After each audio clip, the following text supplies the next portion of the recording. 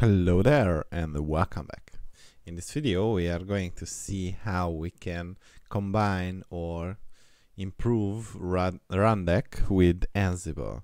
So basically what you need to know is that we have this GitHub repository which is for this Rundeck Ansible plugin, and basically what we need to do is, if we are on an older version which doesn't come by default bundled with this plugin, download it and copy to the appropriate folder. So where do these plugins live?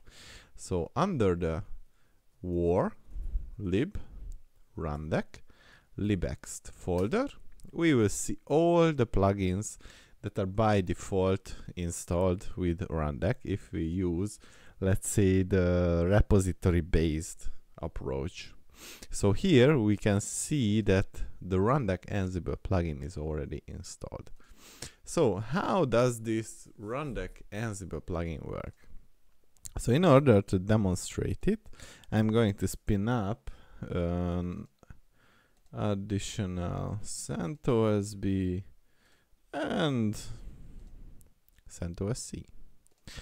So let me log off from this part and ping the CentOSA, the CentOSB, and the CentOSC. So we would like to have name resolution. So first we need to edit the etc hosts file, and under here I have already prepared this environment and added these nodes. So we will have a separate video for Windows clients, and we will have a separate video in Ansible for Linux clients. So now we will have 3 virtual machines running with CentOS, and what we would like to do is to install Ansible. So yum install appl release, and after this Apple release was installed, we can use the yum install python devel and ansible and -y. So this will grab the necessary dependencies for Ansible, but this will only allow you to interact with Linux-based systems via SSH. So in order to use the Windows-based communication, which uses WinRM, then we will need to install additional modules, but that's for another video. So once this installation is complete, we are going to be able to create our etc hosts file. etc Ansible hosts. And here we would like to just simply drop everything out, and we say that we have the Linux group with CentOSA, CentOSB, and CentOSC. So if you are familiar with Ansible, we should be able to ping the group. So Ansible ping Linux and so on. But in order for this to work, we need to modify our Ansible configuration file, and we have an auto accept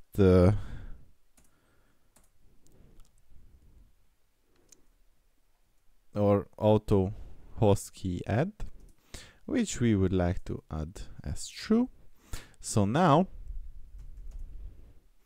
we will see that basically this is not really going to work, because we do not have what is needed for public key authentication.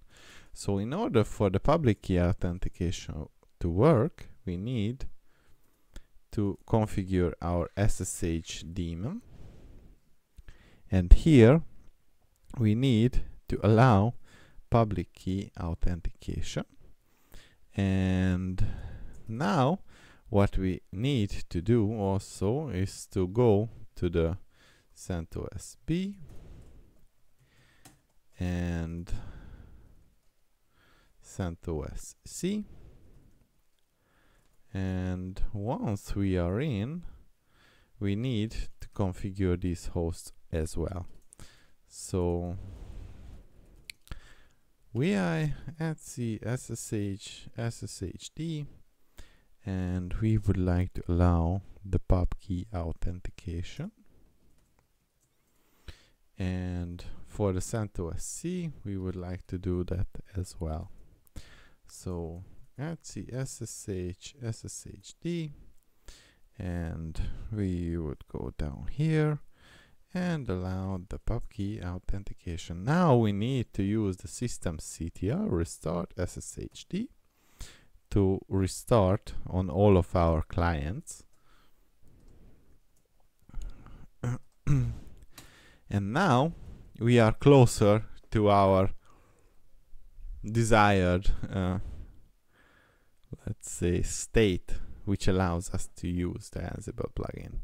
So now if we issue the ansible-m ping Linux, we will still get these types of failures, but we will get closer to the resolution.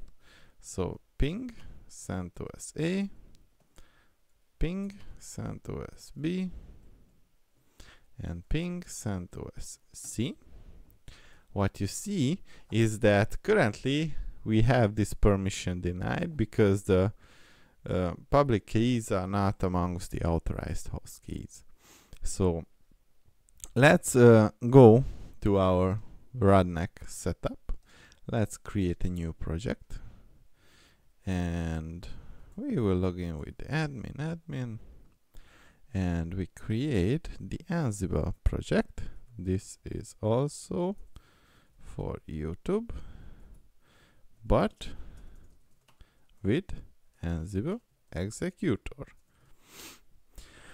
And okay, so now what we will do is to first go to our CentOS A machine, and here we would change the chown to rundeck.rundeck-r etc Ansible. This means that we allowed our Rundeck user to access the Ansible configuration files. Now here we would like to add the Rundeck user, and we would like to user mod -a -g wheel Rundeck, and we would do for the CentOS C the same. So Rundeck user mod -a -g wheel Rundeck, and we need to set a password for this user.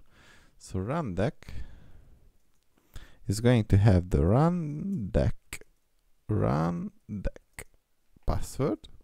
We need to set the password for the Rundeck as well, and Rundeck, and here password Rundeck.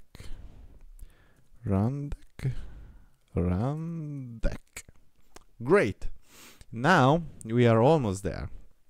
So basically we need to sudo to the Rundeck user, and here use the SSH copy ID, and we would say that we would like to copy the Rundeck at CentOS A.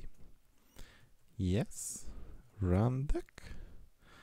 Great. Now we would like to copy it to the CentOS B, Rundeck, and the CentOS C, Rundeck. Now we have added our public keys to the authorized host keys. So if I go to the let's not do that. Go back to our web interface. What we can and should do is to create this. Oh, we are already in there. Okay. So under the project settings, we can modify the configuration, and here we would like to modify the default node executor and verify if the ID RSA is present on our CentOS A, from where we would like to, let's say, issue these commands. And it is present and it is owned by the appropriate user. So we are basically almost there. So we have this private key authentication, and we need to modify it to Ansible ad hoc node executor. So we would like to use the bash for Linux. For Windows we would like to use the PowerShell, and the Ansible configuration file etc ansible.cfg. And we do not have a vault key. So the vault is a concept that comes from Ansible, and it allows you to encrypt your playbooks and other stuff related to Ansible. So yeah, we have this private key and the default is good for us, and we have the SSH key path, which is this one. Oh boy, this one. And we do not want privilege escalation. And what we would also like to do is to change the default file copier. So let's do this Ansible file copier. So etc ansible.cfg. And we will have the private key authentication, the default user, the SSH key, and that's kind of all it is. So now what we can do is to go and tail the war log rundeck service log, and here, or just tail F this part. So if we click on the show all nodes, what you will see is that we have this one node merged, and this one node was merged only because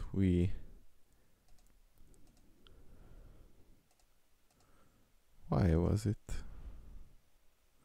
Okay, so command show all nodes, and let's issue the who am I, and we would like to run it on one node, and it has succeeded.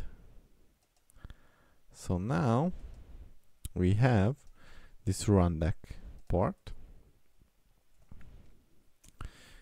and it's not really the service, or let's give it a restart. So systemctl restart Rundeck D.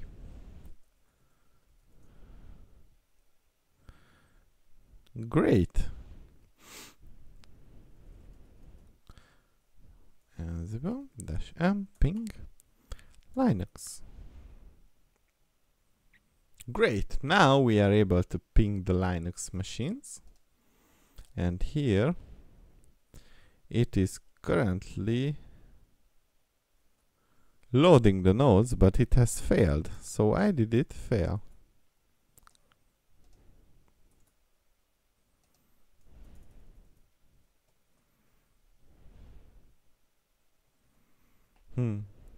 If for whatever reason you would like to increase the verbosity of your logs, what you can do is to issue the war rundeck etc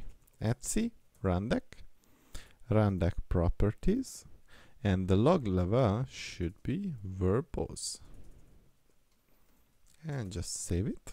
And then what we can do is to, oh, hold on. So admin. We are getting back here, edit nodes, and Ansible resource model, and we would say that etc Ansible hosts, and etc ansible.cfg, and well, by default we would like to gather facts, so we need to modify the resource model for this, and we can leave the rest basically as default. We can remove the local source and then go back, save it. Then now we can go back here, and as you can see, now we have the output which you would have if you were just simply running basically an Ansible playbook. So now we can click on show all nodes, and we can issue commands on specific nodes. So what commands should we issue? Who am I? I know these are very basic commands, but technically, as you can see, this looks like an output from an Ansible ad hoc command or maybe a playbook, but it shows us that this is now working. And the minute you add another host to your Ansible host file, it will allow you to expand your inventory. And I think this is really a powerful concept. So CentOS search, and we would like to we would like to allow privilege escalation. So let's further expand this. So leave this shell, and we are at sudo ers, and we would like to add the Rundeck user for passwordless sudo. So here we would like to say that Rundeck all equals all, no password, all. Great. Now what we can do is to modify the project settings under the default node executor, and here we can use become privilege escalation, and we would like to do this with sudo. And if we run an ad hoc command and filter it for CentOS, we can use the yum install nano-y, and we are running this command, and it should be able to install the nano text editor, but we will see. Yeah, oh, it was already installed, but basically you get the idea. So in the next video we are going to further progress with our journey. Thank you for watching.